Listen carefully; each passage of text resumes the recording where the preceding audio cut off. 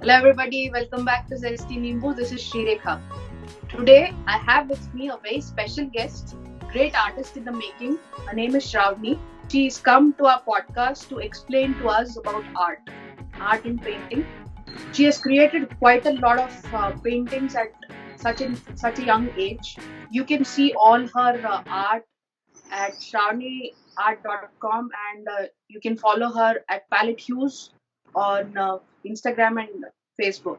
Keep watching the video till the end because today I have a trivia question regarding art. Hi Shravani, welcome to Zesty Nimbu. I'm so glad that you have come here. Thank you so much for having me here. So please tell us about your journey in art. So yes, I am a fine artist. I make paintings, but I don't just make canvas paintings, but I make a lot of functional art and decor art as well. So my portfolio does not have only wall paintings, but a lot of art on sculptures and furniture and yeah, basically all kinds of decor pieces. I am self-taught. I have not been professionally trained, so I just try a lot to learn things by myself. How do you define art when you are doing it? It's more like a way of connecting with whatever I'm taking inspiration from. Like if I'm painting a landscape, uh, then I get to travel to that particular scape to capture the entire essence of that place, right? So it's very deep. It's a very deep connection with whatever I'm painting, and I think for everyone, art is more or less just about looking inwards and connecting with something. So when you like a piece of art, you are basically liking it because it resonates with your personality, right? So that is what art to me is. Apart from that, I feel like it gives me a lot of energy. So I definitely make it for fun. I don't make it just for money. So it gives me a lot of energy. Like when I get an idea to paint, I get this rush of energy and I can't wait. I just keep researching or I just keep imagining how the painting could look. So that is a very beautiful feeling for me. So how did you stumble upon art? I mean, you must have started it very young. How do you describe your, you know, beginnings? No, all of us start being artists at a very young age, right? So all of us paint, all of us used to color. So like everyone, I started drawing, coloring, painting as a child, and I was very bad at it. As a kid, I was not at all good at it in school.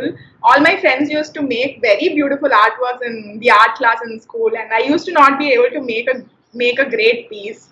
But the only thing is, I never stopped. People generally stop after reaching a certain age, right? So I never stopped somehow, and I just kept going at it. And my family also was very, very supportive. So when I was a kid, my mom used to make brushes with dried twig or something, and she used to attach a cotton piece or a cloth piece for me to paint with it. And professionally, I think I can say I started doing art full time for the past 2 years. Before that, I used to run a small art business. It was called Palette Hues, by the name my Instagram goes. But I used to make art that I used to not connect with. So it was majorly a business. I used to make hand painted T-shirts, canvas shoes, tote bags, cushion covers, and I used to sell them. But now I don't do that anymore. I only do art that I really connect with now. So if I have to ask you, what kind of an artist are you? Like I said previously, I used to paint T-shirts and shoes. So I used to paint a lot of fan art then. And as I was doing that, I realized that it's not what I connect with. So I don't do that anymore. So right now, presently, I think I'd like to call myself an impressionist artist or a contemporary impressionist artist.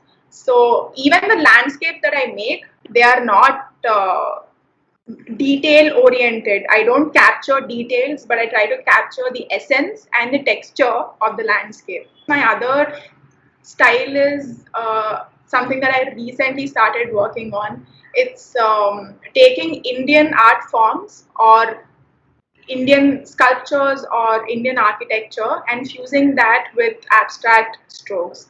But I would like it if it kept evolving. I don't want to stay here and stick to this. Can you just walk us through, the different styles of art that we have been seeing? When we talk about art history, I would like you to focus on Indian art as well.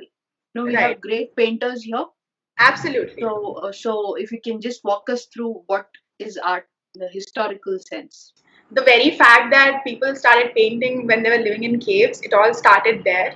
And then it just kept growing. Then people started painting landscapes or portraits. In India specifically, art was such a major part always, not just in the form of paintings. We had Right. so many different forms of art, right? There was textile art, and we had these traditional puppet shows. Like even now in South India, in Kerala we have in Telugu it's called Tolu Bommalata. In Malayalam, I'm not sure what it's called, but all these were very traditional art forms where the puppets were hand painted. Then the temples were hand painted. We had frescoes on. Fresco, of course, was not originated in India. It was a European style of art, but soon later on, it also came to India. So frescoes were a great form of art back in the day. And in India as well, we had palaces very intricately painted. We had temples very intricately painted. The kolam that we put in front of our houses, it's nothing but art. So the very way people dressed in India was art in itself, right? So when we talk about art in today's context, there's a huge rise in the social media and so many other streams of viewing. So how do you see art in today's day and age, today's context? So over time, what happened, I feel, was there were so many other forms of entertainment that people started losing sensitivity for art. When you view art, it's a very slow process. You don't connect with it instantly and you don't get entertained by it instantly. So all these other kinds of entertainment came and people just lost sensitivity for it, and that is the reason why there was a period when if people said you're an artist, they just looked at you weirdly because it was not a way of lifestyle anymore, right? So but now I think with Instant pleasure. You don't get instant pleasure, exactly, when and you're right. this generation is all about instant pleasure and instant gratification. We Right. do something, we want a Right. result instantly. Correct. So with social media, I think it's slowly changing because there are so many artists who have a very influential presence on social media. Not just painters, but also sculptors and installation artists and art photography. So art in all its forms is currently a huge thing on social media. Because people are spending so much time on social media, they're also getting to see art again and probably developing a kind of sensitivity for it. We are not there yet where people would consider it a major form of entertainment, but I think it's slowly changing. They are developing interest, they are engaging with art, they are uh, participating in workshops or events or visiting galleries. So art in today's day and age has definitely improved because of social media and internet in general. There are online art galleries, and now during the COVID-19, some online platforms are hosting online galleries where people can view and also purchase. There are online auctions happening for art, and there are certain websites that auction like paintings of famous artists online. So all of this is happening online. So it's a great thing. It's not just physical anymore. Viewers, how are you liking this video? If you're liking it, give a thumbs up and also subscribe to the channel if you haven't done. So Shravani, how do you make somebody start off with painting? What is the equipment used and how do you start? You have to just start. You need to get a you, you need to get a paper and pencil and you can just start. That's just about it. But if you really want to paint, I think there is no structured way. You can just grab a few paints. It needn't be paints, it could be crayons, it could be color pencils. Um, so recently I took a workshop online. Right. So it's about natural painting. So that workshop was about how you don't need paints or crayons to really make a piece of art. So because we are all in this quarantine phase right now, um, the trainer had asked us all to get a couple of leaves and flowers from our garden and use those as crayon. So you can make crayon art with leaves and flowers with the natural pigment that they have. So those will also Oh, just work. So you don't need great equipment, but to start off with, you can have a couple of brushes, paints, pencil, pen, paper, or a canvas, or even a cloth, or a right. piece of wood, anything, just about anything to paint on. You can just look at a picture and paint. You can take some kind of inspiration from the internet and paint. So I think it's all about just starting, and most importantly, not thinking of what the end would look like. I think that is the reason why most of the people don't even start. So just it's all about enjoying the process. So once you dive deep into the process, involve yourself completely, it's more therapeutic, it's more about the process. So just not thinking about the end will help you to start painting. So, what are the basic styles of painting? So there are numerous styles. So we can start with different media, and we can slowly move on to different styles. So when I say media, it's the kind of paint or the kind of surface you use to Okay. make a piece of art, right? So there is glass painting. You use glass, and there are glass paints specifically for glass painting. So that is one kind of art. Then there's fabric painting. You paint on a piece of cloth. There's canvas painting. There's painting on wood. There's painting on leather. And in terms of paints, there's watercolors, there's acrylics, there is oil paints, and color pencils or crayons, or dry crayons, which are nothing but chalk. So all these are great, I think, basic equipment for you to start if you're interested. They don't get messy. You can clean up easily after that. Coming to styles of painting, like I mentioned previously, there's a huge evolution in the art field. So there's different periods of art. There is realism, where you paint something exactly as it is. Right. It's almost like a photo. So that's Okay. realism. There's portrait art. There is modern art. Modern art was a period of art. It was before the 20th century. Okay. So people painted expressionist subjects. It was not a form that you could understand, but modern art was more about emotions or distorted imaging. So there is cubism, there is abstract art, again, is all about expressing your emotions or expressing your ideas in not a form that people would understand, but it's your way of viewing something. Like if I make a tree in an abstract form, it could just be a blob of green and a blob of brown. I can call it a tree, but for you, it may not look like a tree, right? Right. So that also is art. So, Right. there's art like that, and there's contemporary art. Contemporary is the period since the 20th century till now. So all of these recent latest artists that we know are all contemporary artists. India has I think a big number in contemporary artists, and they have. That is when Indians started making their place and showing their presence in the international art fraternity since the contemporary period.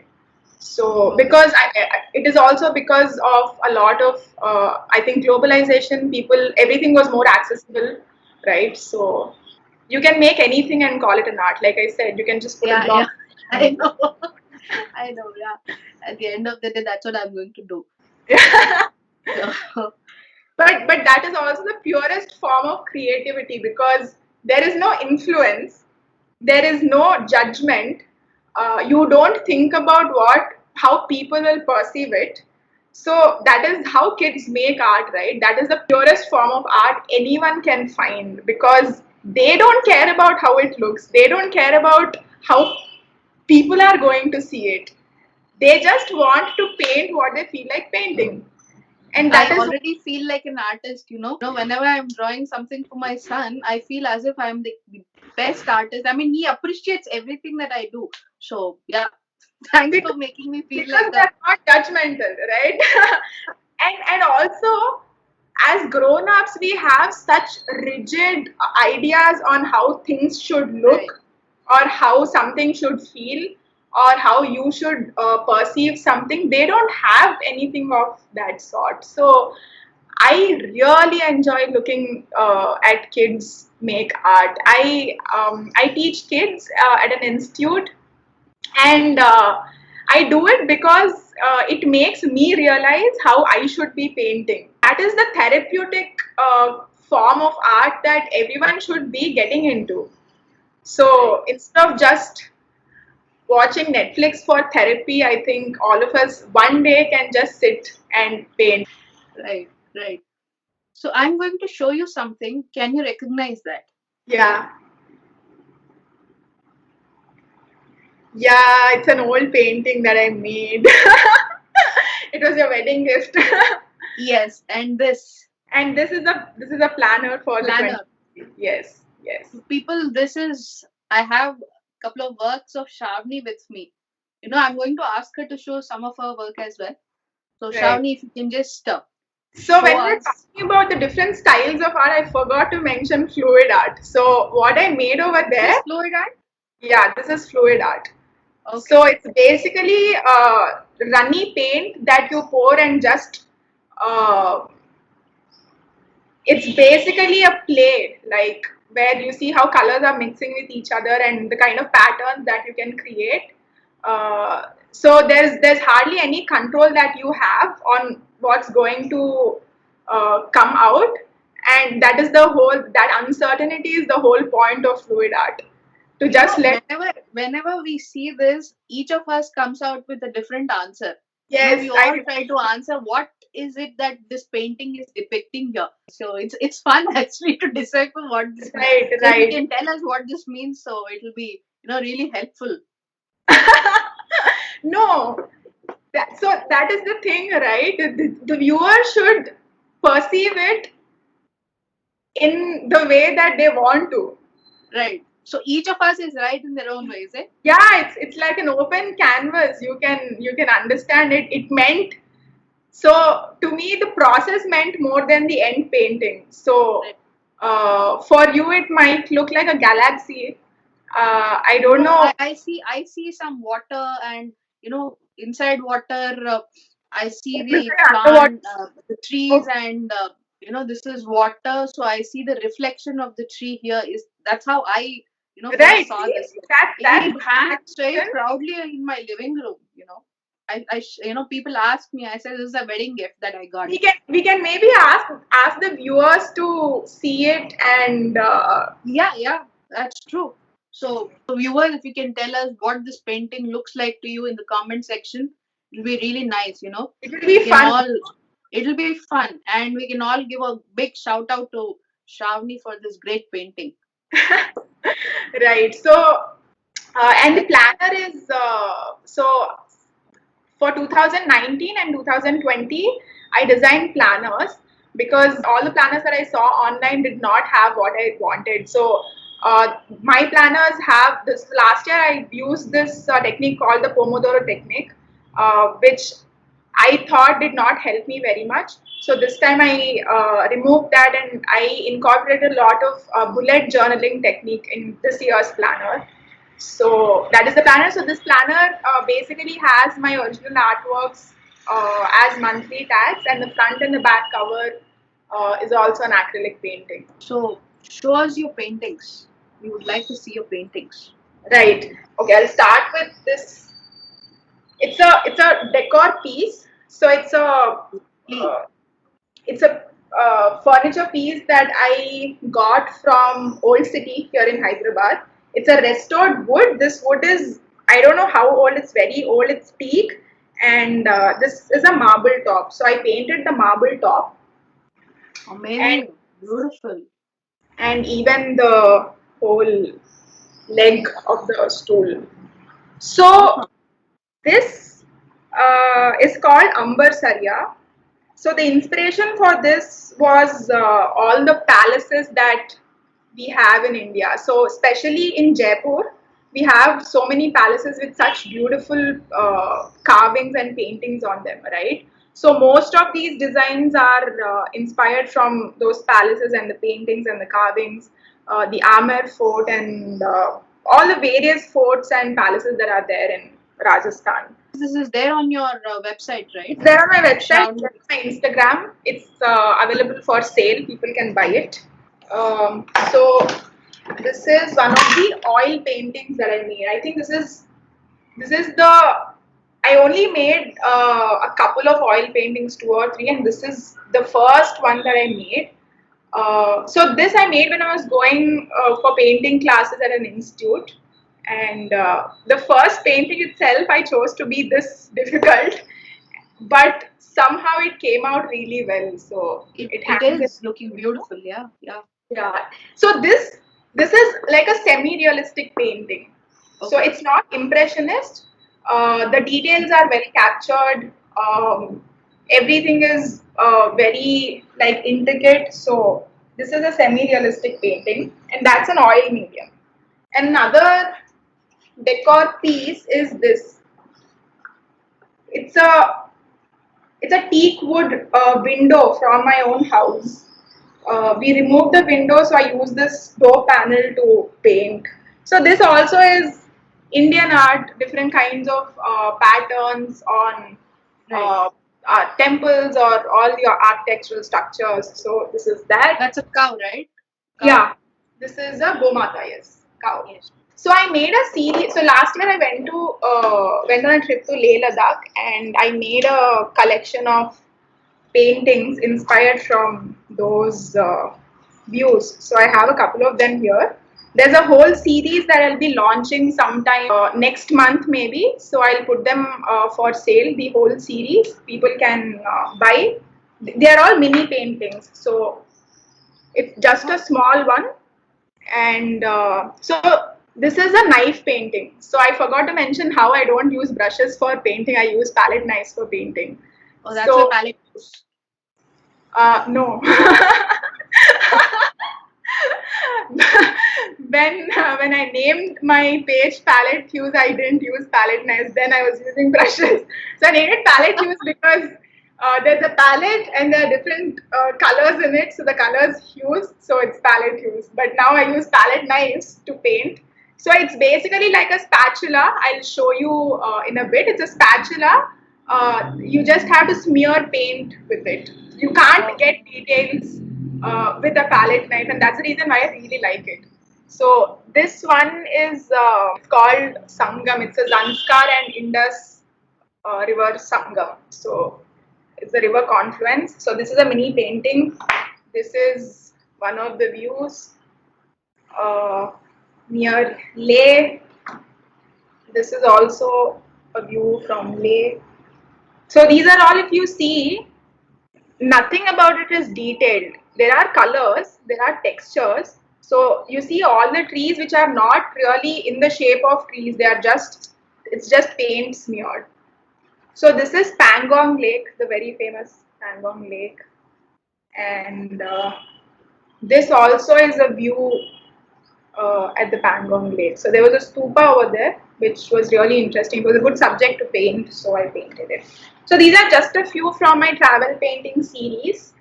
And then let me show you